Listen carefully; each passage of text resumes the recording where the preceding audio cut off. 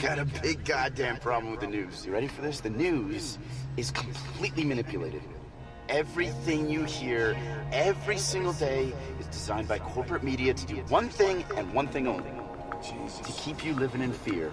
Oh, fear? Total fear. Fear so you'll go out and you'll spend money on things. Things you probably don't even need. Things you probably already have six of, so that their advertisers will keep buying ads on their stations. I'll tell you one more thing. You ready for this? I'll do this all day, man. Melanin is the only thing to study because it teaches us about frequency. And Nikola Tesla said, if you want to study the universe, you must understand frequency, vibration, and energy. Why?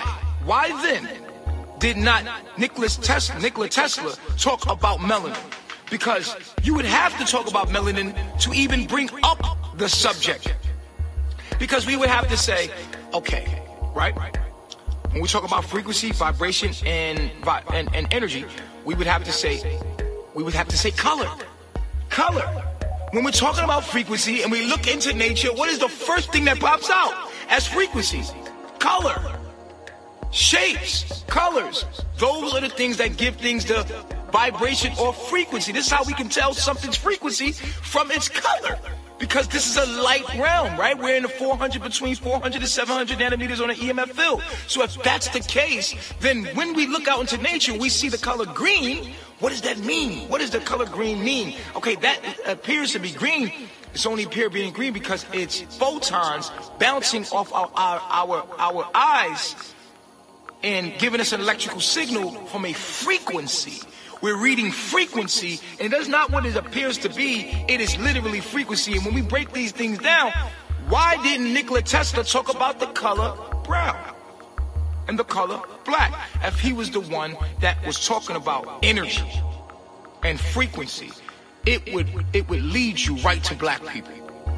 And either their stuff was hidden when it came to the research on melanin and black and melanin in human beings. Nikola Tesla had to discover at some point the excellence of melanin. Albert Einstein, studying light, had to understand melanin at some point. It's impossible for you to study light and not crash right into melanin. It crashes right into it. Because I'm gonna tell you why. Because even if you don't know the word melanin, right? When you're studying colors, you're like, okay, there's different colors in all throughout. What it makes the pigment of humans. Wow. Look at all the colors of humans.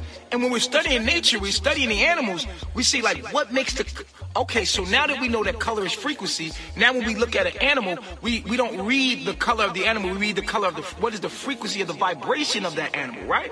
And we can see from the color of his fur, why? Whoa, look at that. Look at the color of his skin. So when we look at humans, we're looking at humans and we're saying, what does the color of their skin mean? What does that mean?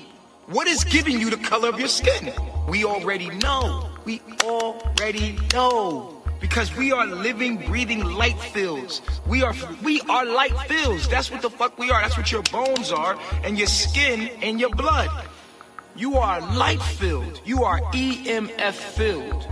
You are EMF. You are electrical magnetic field. You are a light filled. And your hair is literally the extension of your nervous system busting out to heighten your EMF field. Your EMF, your EM field, your EM field, should I say. First contact with an alien species.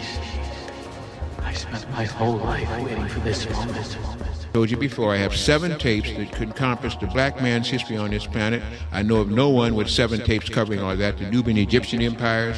It deals with the black presidents. It deals with the 18th dynasty Egypt, which is one that everybody should remember because that was the last time when extraterrestrials and terrestrials mated and ruled a kingdom over in Egypt.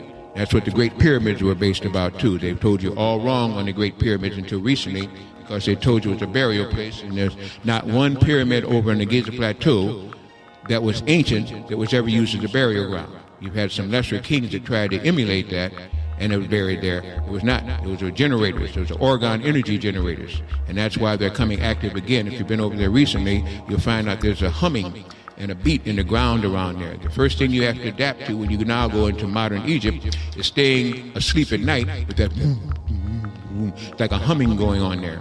If you remember, Andre Sawas over there, who's a curator, has built a wall around some of that area because they're still doing research now because they don't want you to understand the following thing.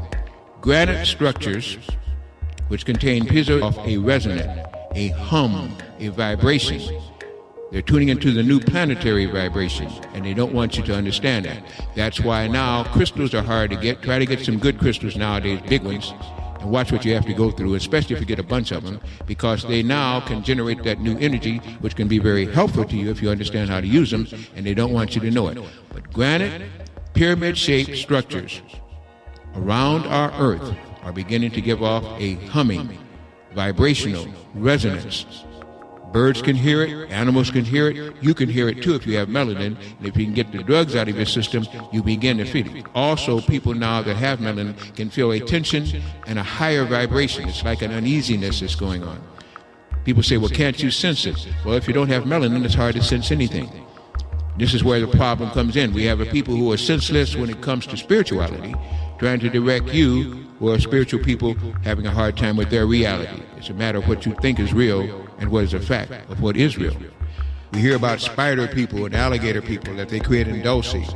Horrendous experiments that are going on as you speak and sit in these seats that you have no idea about, or if you do know about it, you don't understand that some of these things have escaped.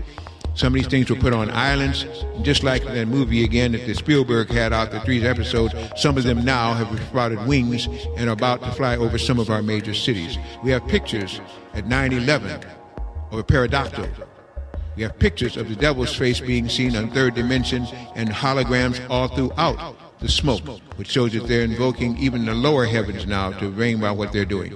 We are in such a time now that without an awakening of people and a fighting to keep the drugs and things out of our systems, our last vestige of hope to keep physical bodies at this time will be gone.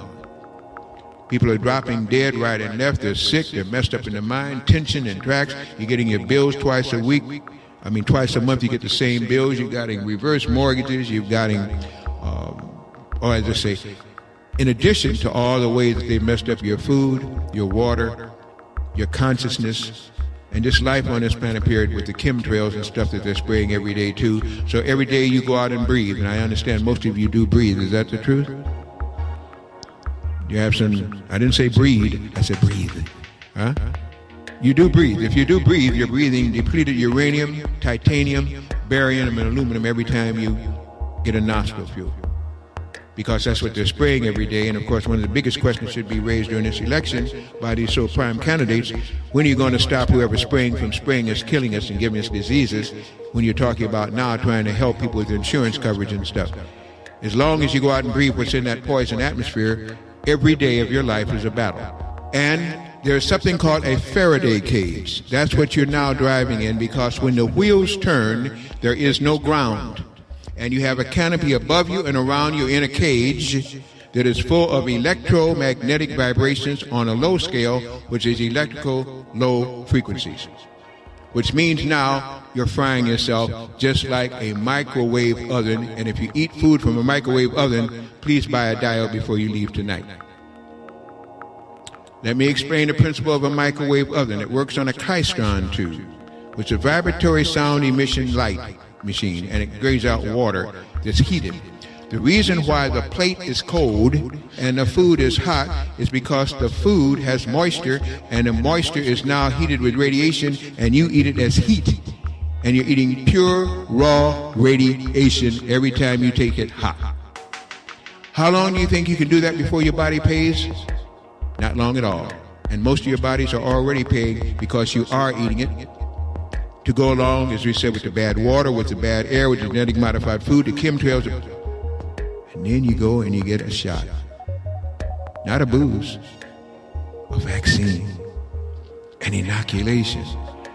You haven't gone through enough hell, now you gotta go get pus stuck in underneath your skin so you won't get pus. Vaccines are things that are made in pharmaceutical apothecary laboratories using synthetic chemicals to create something, and they have to put it with a catalyst, a carrier, something, so they give you then an animal pus which they breed, and then give you, and that, just enough live in there to make it valuable, and your body will react to it, setting up a defense because it's so full of pus and toxins that now it makes your antibodies work. Why in the heck can't your antibodies work without an animal's pus being in you? Because you're so full of poisons already from all the bad air, all the bad water, all the bad genetic modification things, and all the tag shots that you got when you were a baby that your system still can't ride, but you're still here looking strong to me, which means that in spite of everything that you're doing to yourself and allowing them to do to you, you're still strong enough to be here when some of them are dying. A magnificent people living in ignorance or trusting the wrong God. If your God is a great white hope wearing a lab coat, you're a fool. I'm sorry, I didn't ask your religion, I call you a fool.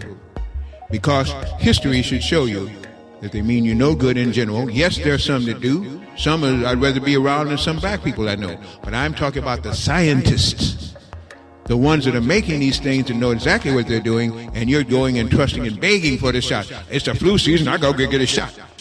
Humanity is our virtue. I know who I am and what I'm here to do.